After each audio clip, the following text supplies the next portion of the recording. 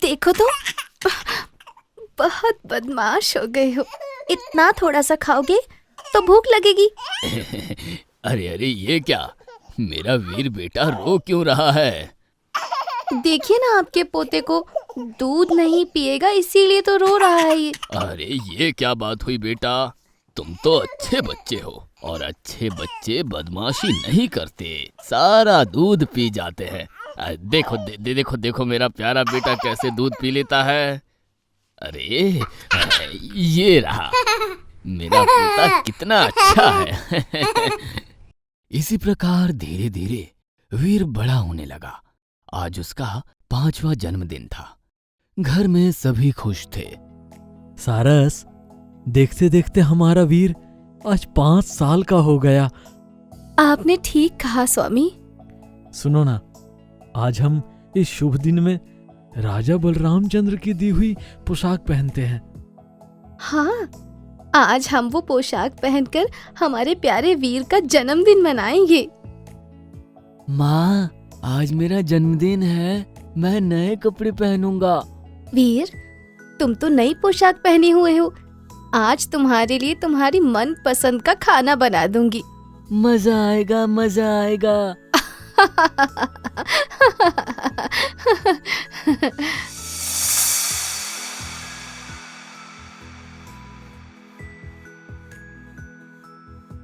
खाओ बेटा, वो खीर तुम्हारी मनपसंद चीज है। दादाजी आ गए, दादाजी आ गए। दादाजी आप इधर आइए, ये देखिए मैं खीर खा रहा हूँ, आप खाएंगे? अरे नहीं नहीं वीर बेटा, तुम खाओ, मैं बाद में खा लूंगा। तेजस, तुम्हारे साथ वीर को लेके कुछ बात थी। हाँ पिताजी, बोलिए ना। तेजस, आज हमारा वीर 5 साल का हो गया है। तुम्हें तो पता है हमारा वीर कोई साधारण बालक नहीं है, अलौकिक क्षमताधारी एक वीर योद्धा है, मानव और समाज कल्याण में लीन होने वाला। यह तो होना ही है, लेकिन वीर को उसकी क्षमता के उपयुक्त व्यवहार करने की विद्या उसे गुरुकुल में रहकर मणिभास्कर के पास अर्जन करनी पड़ेगी बेटा। इसका मतलब वीर हमारे साथ नहीं रह सकता? नहीं तेजस, आज वीर 5 साल का हो चुका है। तुम कल ही उसे मणिभास्कर के आश्रम में छोड़ आओ। 7 साल की शिक्षा में वीर सभी कलाओं में पारदर्शी हो जाएगा। अपने अलौकिक क्षमता को अपने हिसाब से वह उपयोग कर पाएगा। नहीं पिताजी, मैं वीर को छोड़कर एक पल भी नहीं रह सकती। मैं वीर को कहीं नहीं भेजूंगी। इतने सारी परीक्षा और मेहनत के बाद मुझे वीर मिला है, उसे मैं एक पल के लिए भी अपनी आंखों से दूर नहीं कर सकती। मुझे माफ कीजिएगा पिताजी, मुझे माफ कर दीजिएगा। सारस, ये तुम क्या कह रही हो? बहू, एक माँ के तौर पर तुम ठीक कह रही हो। एक माँ के लिए अपने संतान को छोड़कर रहना बहुत मुश्किल है, बहुत दुखदायक है, लेकिन फिर भी मैं कह रहा हूँ, मानव कल्याण और सबके हित के लिए तुम्हें ये 7 साल अपने संतान को अपने आंचल से दूर रखना होगा। मैंने गलती की थी क्योंकि मेरी वजह से बहुत सारे लोग मारे गए थे, इसलिए मैं ये नहीं चाहता कि मेरे लिए किसी और इंसान को क्षति पहुंचे। और विधाता जब वीर को अलौकिक शक्तियां दिए हैं तो हमारी कोई औकात नहीं कि उस क्षमता को हम रोके। तुम समझने की कोशिश करो बहू। सारस, पिताजी ठीक कह रहे हैं। पिता माता के रूप में हमारा कर्तव्य है अपने स्वार्थ के लिए बेटे को अपने पास नहीं रखकर उसे समाज के हित के लिए नियुक्त करना, और शायद विधाता की भी यही इच्छा है। माँ, मुझे गुरुकुल में जाना है, मुझे गुरुजी से सब सीखना है माँ। आप सब अगर कह ही रहे हैं और वीर खुद अगर चाहता है और ये अगर विधाता की इच्छा है तो मैं वीर को गुरुकुल ले जाने की अनुमति दे रही हूँ। अपने स्वार्थ का बलिदान देकर वीर को 7 साल के लिए शिक्षा के लिए खुशी मन से मणि भास्कर मुनि के आश्रम में मैं खुद लेकर जाऊंगी। यही अच्छा है। तुम दोनों खुद जाकर वीर को ऋषि मणि भास्कर के आश्रम में छोड़ आओ।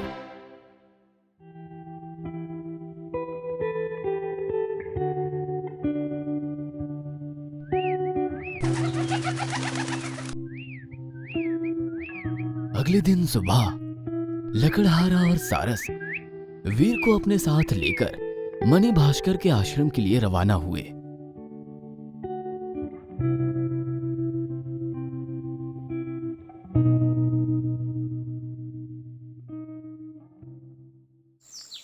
प्रणाम गुरुदेव। आयुष्मान भव। गुरुदेव, मेरे संतान को आप अपने शिष्य के रूप में ग्रहण कीजिए।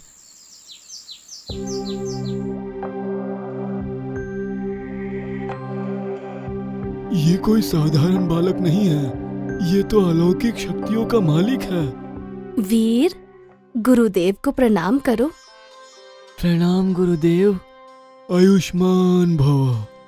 वत्स, तुम्हारा क्या नाम है? मेरा नाम वीर है। वीर, बहुत चमत्कारी नाम है। वीर, तुम्हारे माता पिता का क्या नाम है? पिता का नाम तेजस कुमार और माता का शुभ्रा कुमारी। तेजस, तुम्हारे पुत्र जैसा शिष्य मिलना भाग्य की बात है। इस असाधारण बालक को मैं सभी विद्याओं की शिक्षा प्रदान करूंगा और मुझे पूरा विश्वास है कि इन 7 सालों में वीर सारे विद्याओं में पारदर्शी हो जाएगा। तुम अब निश्चिंत होकर अपने घर लौट सकते हो। तुम्हारा ये छोटा सा वीर एक दिन बाहुबली वीर बन जाएगा। गुरुदेव, अब हम चलते हैं। हाँ, प्रस्थान करो तेजस। मुझे पता है बेटी, इस वक्त तुम्हारा मन संतान को छोड़कर जाने में व्याकुल हो रहा है। अंदर में एक बेचैनी हो रही है, लेकिन इस दुख को तुम्हें जय करना ही पड़ेगा बेटी। जी गुरुदेव। वीर, यहाँ आओ। वीर, पिता माता को प्रणाम करके उन्हें विदाई दे दो। जी गुरुदेव। हम चलते हैं वीर। सावधानी से रहना वीर।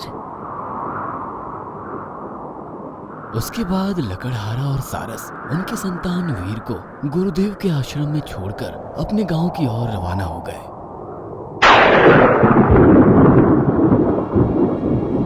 रास्ते में जाते वक्त अचानक वो एक तूफान में फंस गए।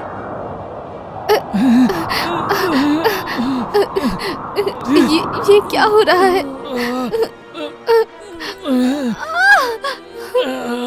जादू चादर तूफान स्वामी! में अपना नियंत्रण खोकर वे एक सागर के किनारे आ गिरते हैं।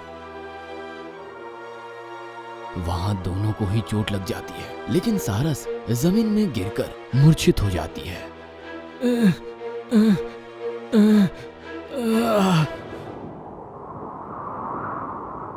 उठो, उठो सारस। चलो सारस। स्वामी, मुझे बहुत तेज प्यास लगी है स्वामी, मुझे पानी पीना है। तुम्हें पानी पीना है, लेकिन समुंदर का पानी तो खरा है, पीने लायक नहीं है। क्या करूं? सारस, तुम यहीं बैठो। यहाँ अगर समुंदर है तो आसपास जरूर कोई नदी होनी चाहिए। देखता हूँ आसपास कोई नदी है या नहीं। नदी से पानी ले आता हूँ। नदी का पानी तुम पी सकती हो। और ये लो, इस जादुई चादर को रखो। मैं इस पेड़ के नीचे बैठी हूँ स्वामी, जल्दी से पानी लेकर आइए।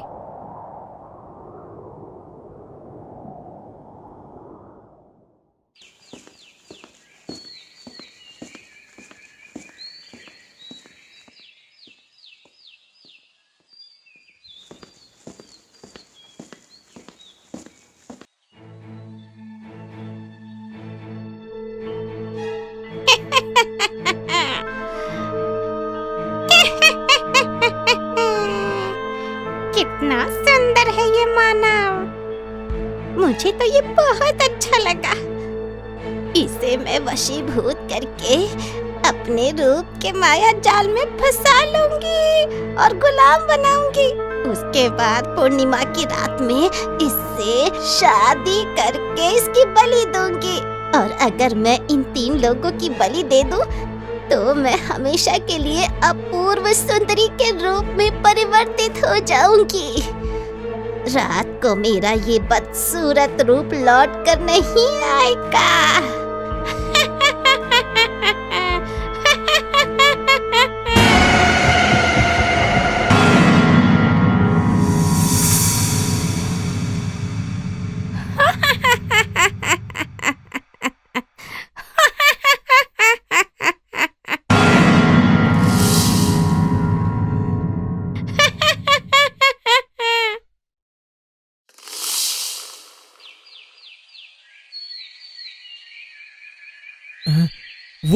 वो रही नदी। जल्दी चलता हूँ, पानी लेकर सारस के पास जल्दी पहुंचना होगा। नदी खोजते खोजते काफी समय लग गया। स्वामी को काफी देर हो गई है पानी लाने में, अभी तक नहीं लौटे। चलो मैं जरा देख कर आती हूँ।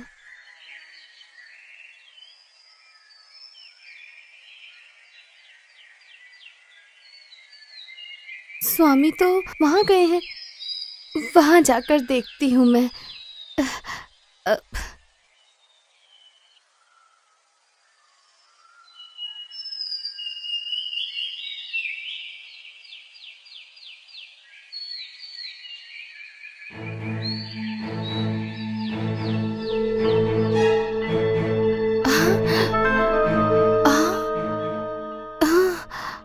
इस जंगल में ये नारी कहाँ से आई?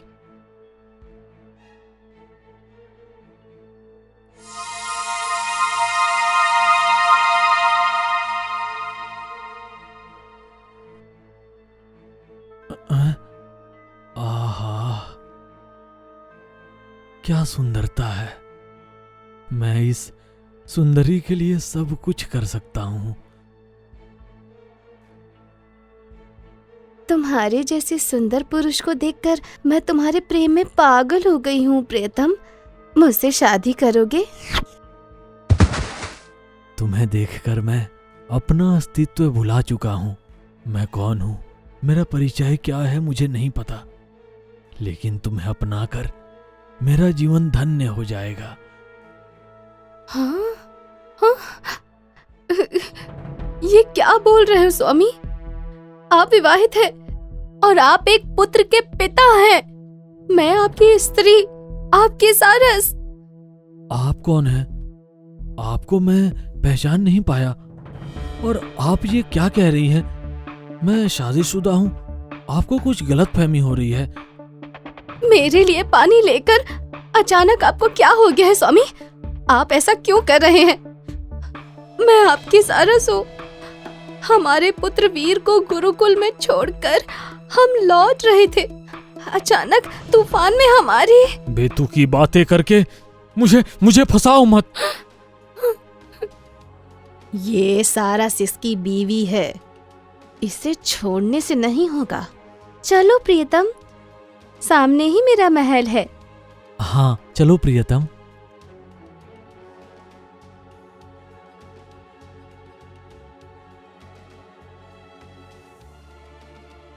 तुम्हारा नाम? मैं मोहिनी।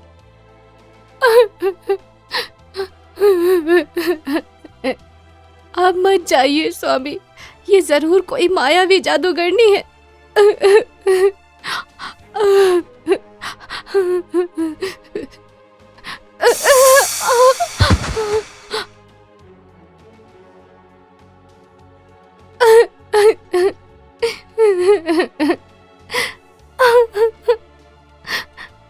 आपको ये मायावी नारी अपने माया जाल में फंसा ली है। आप याद करने की कोशिश कीजिए, आप मेरे लकड़हारे स्वामी हैं।